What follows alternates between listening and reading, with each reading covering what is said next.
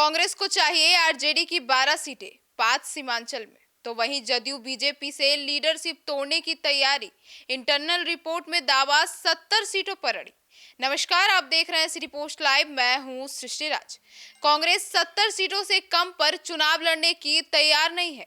और इतना ही नहीं, सीट शेयरिंग से पहले कांग्रेस ने अपने लिए 70 सीटें चुन ली है। पार्टी के इंटरनल सर्वे की रिपोर्ट्स में एक एक सीट पर टिकट के दावेदारों के नाम लगभग तय हो चुके हैं। खास बात यह है कि इनमें से आरजेडी के अलावा जदयू और बीजेपी नेता का नाम भी है। रिपोर्ट्स के मुताबिक कांग्रेस इस बार 15 पुरानी सीटें छोड़कर 15 नई सीटों की डिमांड कर रही है और इनमें से 5 सीमांचल की है।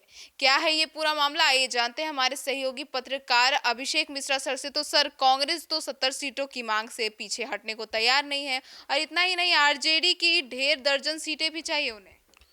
देखिए, कहा जाता है कि दूध का जला छाछ भी फूंक कर पीता है। जी।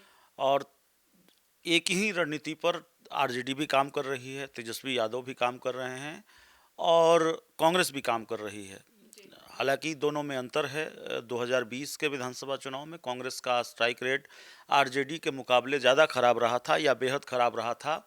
और कांग्रेस और आरजेडी दोनों अपने स्ट्राइक रेट पर काम कर रही है कि हमारा स्ट्राइक रेट कैसे बेहतर होगा, हम किस प्लान पर काम करेंगे, तो और किन उम्मीदवारों को कहाँ से चुनाव लड़ेंगे, हम कौन सी सीटें लड़ेंगे, जी। तो हमारा स्ट्राइक रेट बेहतर हो सकता है, कहाँ से हम मजबूत हैं।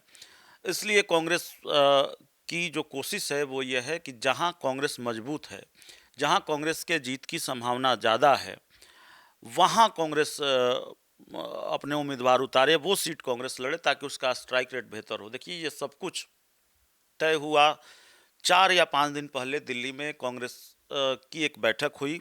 राहुल गांधी और मल्लिकार्जुन खड़गे इस बैठक की अध्यक्षता कर रहे थे। बिहार कांग्रेस के प्रदेश अध्यक्ष, बिहार कांग्रेस के प्रभारी सबको तलब किया गया था। बिहार कांग्रेस के कई वरिष्ठ नेताओं को तलब किया गया था। और जो कांग्रेस के स्क्रीनिंग कमेटी के अध्यक्ष हैं अजय माकन, वो भी मौजूद थे। सदस्य इमरान प्रतापगढ़ी भी मौजूद थे। तो इन तमाम नेताओं की मौजूदगी में कई चीज़ों पर चर्चा हुई। कुछ प्लान भी बने। घोषणा पत्र क्या हो कांग्रेस का, इस पर भी चर्चा हुई। आरजेडी के साथ सीट शेयरिंग को लेकर किस तरह की डील हो, उस पर भी बातचीत हुई। कांग्रेस के बड़े नेताओं के कार्यक्रम कब होंगे, कैसे होंगे बिहार में चुनाव में, उस पर चर्चा हुई। तो जो सीट शेयरिंग का मामला है वो ये है कि कांग्रेस में उस मीटिंग में यह भी हुआ कि भाई हम लोगों को 70 से कम सीटों पर नहीं लड़ना चाहिए। तो ऐसा नहीं है कि कांग्रेस 70 पर ही लड़ेगी, 80 पर भी लड़ सकती है। ये कांग्रेस के नेता कहते हैं कि भाई आप 70 की बात क्यों करते हैं, 80 पर हम क्यों नहीं लड़ सकते, तो और 65 पर क्यों नहीं लड़ सकते। तो सीटों की संख्या को लेकर लड़ाई नहीं है, लेकिन कांग्रेस ये कह रही है कि खराब सीटें हमको नहीं चाहिए, जो खराब सीटें हैं उसका बोझ सिर्फ हम पर मत डालिए। कांग्रेस का ये प्लान यह भी है, चूंकि मैसेज भी देना होता है कि भाई हम मजबूत हुए हैं, लोग हमारी पार्टी में आ रहे हैं और बिहार की बड़ी पार्टियों को छोड़कर आ रहे हैं, बीजेपी जेडीयू को छोड़कर आ रहे हैं। और खबर है कि कई बीजेपी जेडीयू के कई नेता कांग्रेस में शामिल हो सकते हैं। उनके लिए कुछ सीटें रिजर्व रखी है कांग्रेस ने, उनका एक कोटा बना कर रखा है कांग्रेस ने। और उसी के लिए जो बात आप कर रहे हैं ना कि 15 सीटें कांग्रेस मांग रही है, कांग्रेस नई सीटें मांग रही है 15 सीटें, तो बीजेपी जेडीयू छोड़कर आने वाले नेताओं के लिए वो 15 सीटें मांग रही हैं। कांग्रेस को ये लगता है कि दूसरी पार्टियों से मजबूत पहलवान आएंगे तो और उनके लिए सीटें हमें मिलेंगी, तो जाहिर है हमारा स्ट्राइक रेट बेहतर होगा। अगर 50%, 15 में से 50% सीटें भी जीत जाती है कांग्रेस, तो जाहिर है कांग्रेस का स्ट्राइक रेट बेहतर होगा। कांग्रेस का स्ट्राइक रेट अगर 50% का भी होता है, 70 लड़कर अगर 35 जीतती है, 60 लड़कर अगर कांग्रेस 30 भी जीतती है, तो इसको बेहतर स्ट्राइक रेट माना जाएगा 2020 के मुकाबले। तो कांग्रेस की रणनीति यही है। तो कांग्रेस जेडीयू बीजेपी में सेंधमारी करने जा रही है। कांग्रेस के माफ़ कीजिएगा, जेडीयू बीजेपी के, आप देख रही हैं जेडीयू और बीजेपी के कई नेता हाल के दिनों में अपनी अपनी पार्टियों को छोड़कर अलग अलग पार्टियों में शामिल हुए हैं। तो कांग्रेस में भी शामिल हुए हैं, तो वैसे ही जनसुराज में शामिल हुए हैं।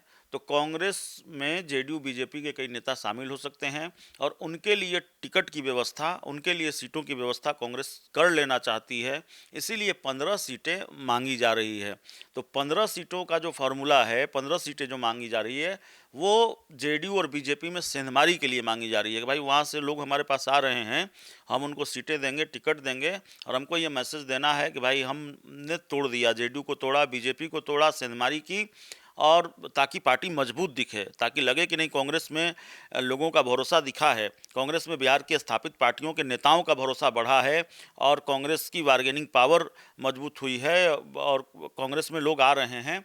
तो ये सारा प्लान कांग्रेस का है जी। सर, तो आरजेडी की हारी हुई सीटों पर आखिर कांग्रेस क्यों उसको हासिल करना चाह रही है और उस पर इस बार किन किन कैंडिडेट्स को उतारेगी? नहीं, मुझे आंकड़े ठीक से पता नहीं है, लेकिन कांग्रेस आप जिन आरजेडी की हारी हुई सीटों की बात कर रही, हो सकता है हार जीत का अंतर वहां कम रहा हो और कांग्रेस को लगता हो कि आरजेडी भले ही 2020 के विधानसभा चुनाव में हार गई, लेकिन इस बार हमारे पास मजबूत पहलवान हैं और हो सकता है कि कुछ वैसे पहलवान भी हो जिन्होंने आरजेडी के उम्मीदवार को हराया हो और वही कांग्रेस में आ रहे हों। मुझे ये पक्की जानकारी नहीं है, लेकिन हो सकता है कि ऐसे नेता भी कांग्रेस में शामिल हो रहे हों। तो इसीलिए हारी हुई सीटें भी मांग रही है कि जो बेहद खराब सीट है, फटे नोट से तो अच्छा है, आरजेडी फटा नोट दे देती है, जो कांग्रेस के लोग कहते हैं। तो खराब सीटों से तो अच्छा है कि जहां कम जीत हार का अंतर रहा हो और वहां हमारे पास मजबूत पहलवान दूसरी पार्टियों से छोड़कर आ रहे हैं, तो दे दीजिए सीटें, हम देख लेंगे, समझ लेंगे। आप हारे थे, इस बार हम उसको चुनौती के रूप में लेते हैं, हम उस पर लड़कर देख लेते हैं। तो ये मामला है जी, तो मतलब सर, ये मतलब साफ है कि कांग्रेस मजबूत और कमजोर सीटों का कॉम्बिनेशन बनाना चाहती है। बिल्कुल बनाना चाहती है। सिर्फ कमज़ोर सीटों पर कांग्रेस लड़ेगी। कांग्रेस को लगता है कि हमको सिर्फ कमज़ोर सीटें दे दी गई, तभी तो हमारा स्ट्राइक रेट बेहद ख़राब रहा। तो कांग्रेस चाहती है कि भाई 19 सीटें जो हमारे, अब तो 2 विधायक उसके चले गए, 17 विधायक ही हैं, लेकिन 19 सीटों पर कांग्रेस जीती थी, तो 19 सीटों से हम समझौता नहीं करेंगे। जो सिटिंग सीट हैं उसमें से एक सिटिंग सीट हम नहीं छोड़ेंगे, लेकिन हमको 15 नई सीटें चाहिए और नई सीटें इसलिए भी चाहिए क्योंकि दूसरे दलों से आए लोगों को एडजस्ट करना है। सर, तो ये जो कांग्रेस की मांग है, इससे तो साफ पता चलता है कि बीजेपी वर्सेस कांग्रेस करना चाहती है अब कांग्रेस। नहीं, बीजेपी वर्सेज कांग्रेस का मामला नहीं है या BJP versus Congress versus JDU का मामला नहीं है। मामला ये है कि कांग्रेस को ये मैसेज देना है कि भाई कांग्रेस ये बदली हुई कांग्रेस है, ये दूसरी कांग्रेस है। ये कांग्रेस नहीं है कि जिस पर ये टैग चस्पा है कि भाई ये आरजेडी की पिछलग्गू है, आरजेडी की मुहताज है, आरजेडी के पीछे चलती है। नहीं, यहाँ बड़ी पार्टियों को छोड़कर लोग आ रहे हैं और कांग्रेस बड़ी पार्टियों में सेंधमारी कर रही है। तो कांग्रेस बिल्कुल फ्रंट फुट पर खेल रही है इस बार चुनाव में। ये सब कुछ बताना है और बताना सिर्फ जेडीयू बीजेपी चिराग पासवान को नहीं है, बताना है आरजेडी को भी कि हम वो कांग्रेस नहीं हैं, हम बदली हुई कांग्रेस हैं। जी। ये तो मतलब इससे तो ये साफ है कि कांग्रेस की इस बार जो स्ट्रेटेजी है वो बदल गई है और वो मुस्लिम और दलित पर ज्यादा ध्यान दे रहे हैं। हाँ, ये तो बात ट्रैक से थोड़ा अलग हो गई। हम सेंधमारी पर बात कर रहे थे, 15 सीटों पर बात कर रहे थे, लेकिन आपने ठीक कहा। आपने देखा दलित मुस्लिम वोटरों पर तो कांग्रेस की नज़र है ही। इसलिए भी नज़र है कि सीमांचल में कांग्रेस ज़्यादा सीट चाहती है। सीमांचल को मुस्लिम बहुल इलाका माना जाता है। दलित प्रदेश अध्यक्ष बनाया बिहार में कांग्रेस ने। तो जाहिर तौर पर कांग्रेस की नज़र है और दलित कार्ड कांग्रेस ने खेला। प्रदेश अध्यक्ष दलित समाज से आने वाले राजेश राम को प्रदेश अध्यक्ष बनाकर, तो ठीक है, दोनों वोटरों पर नज़र है। लेकिन कांग्रेस की नज़र एक चीज़ देखिए, सवर्ण जो वोटर रहे हैं वो कांग्रेस के परंपरागत वोटर रहे हैं, कोर वोटर रहे हैं और ये वोटर छिटक कर चले गए बीजेपी के पास। अभी भी बीजेपी के पास है। तो कांग्रेस के जो परंपरागत वोटर हैं उनको फिर अपने साथ जोड़ा जा सके, फिर उनको अपने साथ लाया जा सके, ये कोशिश भी कांग्रेस के अंदर खाने बहुत तेज़ी से चल रही है। अब इसमें सफलता कितनी मिलेगी वो आने वाले दिनों में पता चलेगा, लेकिन यह भी एक रणनीति है कांग्रेस का, यह भी एक प्लान है। इस पर भी कांग्रेस काम कर रही है कि जो परंपरागत वोटर थे उनको फिर वापस अपने साथ जोड़ा जा सके, पार्टी के साथ जोड़ा जा सके। जी। सर, तो अगर सीटों की मांग पे वापस आए हम लोग, तो क्या जो तेजस्वी यादव है वो ये मांग पूरा कर सकेंगे, मान जाएंगे? देखिए, ना कांग्रेस अकेले लड़ेगी ना आरजेडी अकेले लड़ेगी, मानना तो दोनों को होगा। 2 कदम आप पीछे हटे, 2 कदम हम पीछे हटे, तभी तो बात बनेगी। क्योंकि लड़ना मिलकर ही है और मुख्यमंत्री तो तेजस्वी यादव को बनना है। कांग्रेस के राजेश राम को तो मुख्यमंत्री बनना नहीं है, कृष्णा अल्लावरू और राहुल गांधी को तो मुख्यमंत्री बनना नहीं है। तो मुख्यमंत्री तो तेजस्वी यादव को बनना है, तो मुझे लगता है कि ज़्यादा पीछे उन्हीं को हटना पड़ेगा। और कांग्रेस इसी तरह से उनको कन्विंस भी करेगी कि भाई सरकार आपकी बननी है, तो थोड़ा सहयोग कीजिए, थोड़ा एडजस्ट कीजिए। और मुझे लगता है कि तेजस्वी यादव न लड़ेंगे न अड़ेंगे, बात बन जाएगी, क्योंकि कांग्रेस भी अड़ने और लड़ने की ये नहीं है। कांग्रेस तार्किक बात कर रही है, कांग्रेस सही बात कर रही है। कांग्रेस के लिहाज से आप देखेंगे तो उनकी बात सही है कि भाई जो आसान चीज़ें हैं, जहां मामला आसान है, जो बिल्कुल कंफर्ट लेवल के हिसाब से चीज़ें हैं, तो वो आप रख ले रहे हैं। और जहां मुश्किल है, जहां चुनौती मुश्किल है, जहां लड़ाई मुश्किल है, उन सीटों का बोझ सिर्फ कांग्रेस पर आप लाद दे रहे हैं। तो बिहार में कांग्रेस के लिए तो वैसे ही बड़ी चुनौती है, विधानसभा चुनाव हो, लोकसभा चुनाव हो। बिहार में कांग्रेस को अपने सांगठनिक ढांचे को और मजबूत करने की ज़रूरत है, उसके जनाधार को और बढ़ाने की ज़रूरत है, जिसकी कोशिश में अभी लगी हुई है कांग्रेस। आरजेडी के मुकाबले कांग्रेस का उतना बड़ा जनाधार नहीं है। ऊपर से आप मुश्किल सीटों का बोझ डाल दे रहे हैं, तो ये तो हमारे लिए दोहरी मुसीबत हो जा रही है।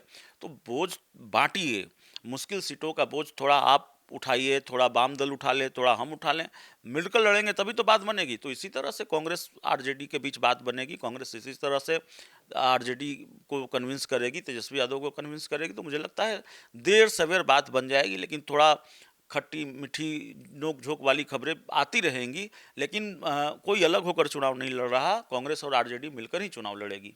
जी।